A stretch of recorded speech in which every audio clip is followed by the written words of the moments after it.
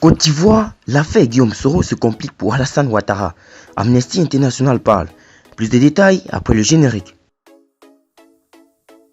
Avant de commencer, abonnez-vous à la chaîne et activez la cloche de notification car cela va vous permettre de ne plus manquer les prochaines vidéos. Let's go!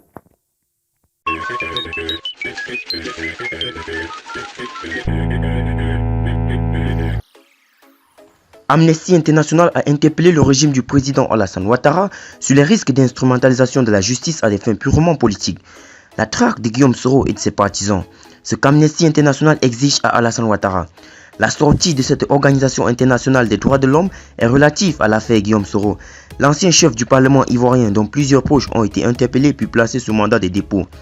Les autorités de Côte d'Ivoire doivent garantir le droit à un procès équitable des membres de l'opposition et de plusieurs proches qui ont été arrêtés ces 2 dernières semaines et veiller à ce que ces personnes puissent consulter leur avocat et bénéficier des soins médicaux, a déclaré Amnesty International le 10 janvier 2020 dans un communiqué. 17 partisans de Guillaume Soro ont en effet été interpellés dans l'après-midi du lundi 23 décembre 2019 par les forces de défense et de sécurité ivoiriennes.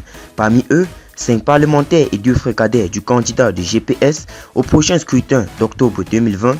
Ils sont là pour la plupart accusés de divulgation de fausses nouvelles, tentatives de troubles à l'ordre public et d'atteinte à l'autorité de l'État. Leurs domiciles respectifs ont également été perquisitionnés alors qu'ils étaient en détention et sans au préalable des documents légaux. Quant à Guillaume Soro, il fait l'objet d'un mandat d'arrêt international pour présomption grave d'atteinte à la sûreté de l'État et le détournement des deniers publics.